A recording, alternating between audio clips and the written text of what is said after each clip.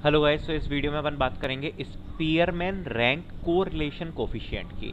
तो जो Spearman rank correlation coefficient है उसका क्या फ़ायदा है over over Pearson correlation coefficient.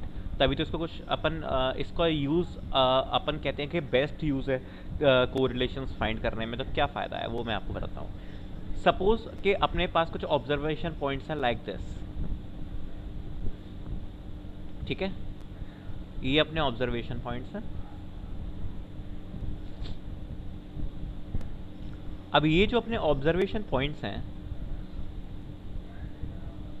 सो अगर इसकी एक्सेस में ड्रॉ करूं, सपोज अगर ये एक्सेस हैं, सो आप देख सकते हो कि इसका जो अगर मैं पियर्सन कोरिलेशन कोफिशिएंट अगर मैंने इसका निकाला, तो मान लो कि हमारे पास वो जो पियर्सन कोरिलेशन कोफिशिएंट आ गया, क्योंकि जब इसमें जब x इंक्रीज हो रहा है तो y भी इंक्रीज हो रहा है।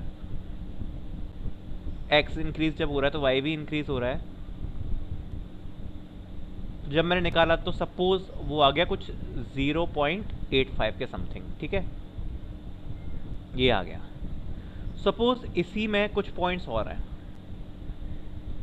वो कुछ ऐसे हैं, ऐसे डाउन के साइड, ठीक है। लेकिन बहुत कम पॉइंट्स, ज़्यादा नहीं, बहुत कम पॉइंट्स हैं ऐसे जो डाउन के साइड है, ठीक है। तो अगर इसमें रिलेशन की मैं बात करूं, ठीक है, अगर मैं इसके रिलेशन की बात करूं मैं, तो क्या होगा वो पियर्सन कोरिलेशन कोफिशिएंट के हिसाब से इन थोड़े से कुछ आउटलायर्स की वजह से इसका वो टोटल करके हमें दे देगा कुछ 0.60 के समथिंग। कुछ थोड़े से आउटलायर्स की वजह से हमारा जो कोरिलेशन का जो जो स्ट्रेंथ है वो इतनी कम हो जाएगी पियर्सन कोरिलेशन कोफिशिएंट, ठीक है, इन आउटलायर्स की वजह से। तो भाई ये तो प्रॉब्लम वाली बात है, क्योंकि जो अपना पूरा डेटा सेट है लगभग, उसमें तो x इंक्रीज होने के साथ y इंक्रीज हो रहा है ना, तब भी इतना कम रिलेशन, इतनी कम स्ट्रेंथ आ रही है, क्यों? कुछ आउटलायर्स की वजह से। तो ये चीज़ हमारी हट जाएगी किसमें? ये चीज़ हमारी हट जाएगी स्पीयरमैन रैंक कोरिलेशन कोफिशिएंट में। कैसे हट जाएगी मैं बताता हूँ। सपोज हमारे पास कुछ डेटा सेट है, वो कुछ ऐसा है, बताता हूँ मैं कैसा।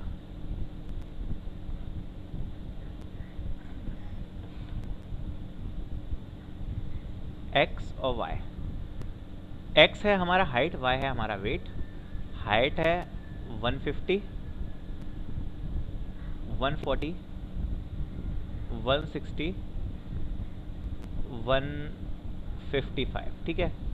और वेट है हमारा कुछ 82, 70, 81, 83, ठीक है। ये कुछ वेट्स हैं। अब यहाँ पर हम क्या करने वाले हैं, यहाँ पर हम रैंकिंग अप्लाई करने वाले हैं, तभी इसको हम स्पीयरमैन रैंक कोरिलेशन कोफिशिएंट कहते हैं। Ranking of x, so x की रैंकिंग हम मैनेज करेंगे। सबसे छोटा क्या है 140, तो इसको रैंक दे देंगे 1। उससे बड़ा 150, उसको रैंक दे देंगे 2। उससे बड़ा 155, उसको रैंक दे देंगे 3। 160 को 4। अब ऐसे ही रैंकिंग अपन अप्लाई करेंगे y पर। y पर अपन ने रैंकिंग अप्लाई करी, और जब अपन ने y पर रैंकिंग अप्लाई करी, तो y पर रैंकिंग अप्लाई करने से अपना जो सबसे छोटा आया वो आया ये 1। फिर अब उसके बाद आया अपना ये 2, फिर अपना ये आया 3, और देन अपना ये आया 4, ठीक है। अब हटा दो, अब अपन को किससे मतलब है? केवल रैंकिंग से मतलब है। अब अपन को पॉइंट से मतलब नहीं रह गया। किससे मतलब रह गया अपन को? रैंकिंग से, है ना। अब अपन क्या करेंगे, अपन जो पियर्सन कोरिलेशन कोफिशिएंट है वो अप्लाई करेंगे अपन रैंकिंग पे, x, y पर। जो अपना पियर्सन कोफिशिएंट है वो हम किस पे अप्लाई करेंगे? रैंकिंग पर, ना कि सीधे पॉइंट्स पे। सो इससे क्या फ़ायदा होगा कि ये मान लो जैसे आउटलायर्स भी हैं, अगर ऐसे मैं किसी डेटा सेट पर अप्लाई करूँगा तो क्या होगा, तो ये जो अपना स्पीयरमैन रैंक कोरिलेशन कोफिशिएंट है, इसकी वैल्यू जैसे मान लो कि अगर ओरिजिनल पे 0.85 थी, अगर ये आउटलायर्स नहीं होते, तो ये आउटलायर्स मिला के भी 0.8 के समथिंग ही देगा, ज़्यादा नहीं डिक्रीज होगा, थोड़ा सा डिक्रीज हो जाएगा। जबकि जो पियर्सन कोरिलेशन था वो सीधे आ जाएगा 60 के आसपास, ठीक है। तो इसमें काफ़ी ज़्यादा डिक्रीमेंट हो जाएगा। तो इसका ये फ़ायदा है। दूसरी बात और क्या फ़ायदा है कि जब जैसे कि जैसे ये डेटा सेट है, अब इस पे जब मैंने पियर्सन की बात करी थी तो 1 और -1 उसकी वैल्यू कब होती है पियर्सन की 1 और -1 जो मतलब उसकी जो बॉटम वैल्यूज़ रहती हैं वो कब होती है बॉटम और टॉप वैल्यू, कि जब अपन के पास कोई लीनियर रिलेशन हो, जैसे कि ये 2 पॉइंट्स हैं, इन 2 पॉइंट्स को अगर मैं एक किसी लाइन से मिला सकूं, एक स्ट्रेट लाइन से, तो मैं कहूँगा कि भाई हाँ ये है जो वो पॉजिटिव 1, पियर्सन कोफिशिएंट +1 होगा। ऐसे अगर ऐसे हो तो मैं उसको कहूँगा भाई -1। लेकिन अगर हमारे पास नॉन लीनियर डेटा सेट है, जैसे कि ये वाला, ये लीनियर नहीं है ना, नॉन लीनियर है, अगर इस पर हम लाइन ड्रॉ करें, लेकिन ये लेकिन ये इंक्रीजिंग तो है ये डेटा सेट, क्योंकि अगर इससे ये हटा दूँ मान लो पॉइंट्स आउटलायर्स वाले, ठीक है, ये आउटलायर्स वाले मैंने पॉइंट्स हटा दिए को, अब हमारे पास जो डेटा बचा वो केवल इतना बचा।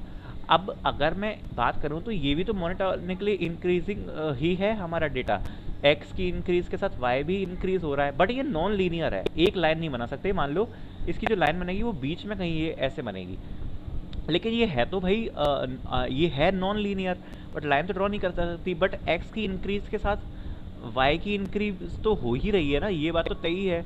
तो इस टाइम पे जो हमारा पियर्सन जो था वो तो इसकी वैल्यू कम देगा, है ना, क्योंकि ये लीनियर नहीं है। लेकिन जो हमारा स्पीयरमैन है वो इसकी जो वैल्यू देगा वो देगा +1, पूरी टोटल +1 देगा। क्यों देगा +1? क्योंकि ये लीनियर और ऑलमोस्ट लीनियर उन पर +1 वैल्यू दे देगा, या लीनियर और ऑलमोस्ट लीनियर पर क्या दे देगा +1, और ऐसी डिक्रीमेंट में भी -1 दे देगा, जबकि ऐसा हमारा पियर्सन नहीं करेगा। सो ये हमारे फायदा है स्परमैन रैंक रिलेशन कोफिशिएंट के।